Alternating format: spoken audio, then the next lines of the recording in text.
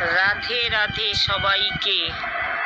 আজ জগন্নাথ দেবের রথযাত্রা দর্শনে যাচ্ছি। জগন্নাথ দেব বছরে একদিন মাসির বাড়ি যাবেন, গল্পটি সবার মুখে মুখে। এই যে উঠে পড়লাম গাড়িতে, আজ পরিবেশটি খুব ভালো। আমরা অপেক্ষায় কখন আসবে। ওই যে চলে আসছে, প্রচুর ভিড় এখানে। ধীরে দেখা হয়ে গেল অনেক আত্মীয় পরিচিত সঙ্গে। আমরা সবাই একসঙ্গে রথ টানছি। ইস কি ভিড়, এই টেনে ফেলেছি। এবার একটু মেলায় ঢুকে দেখি কি এসেছে। বাহ, প্রচুর মুখরোচক খাবারের দোকান এসেছে।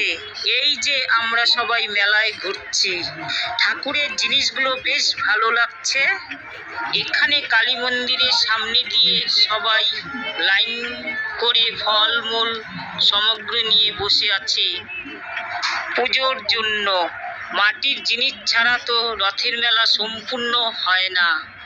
আজ বেশ ঘোরা হলো রথের মেলা।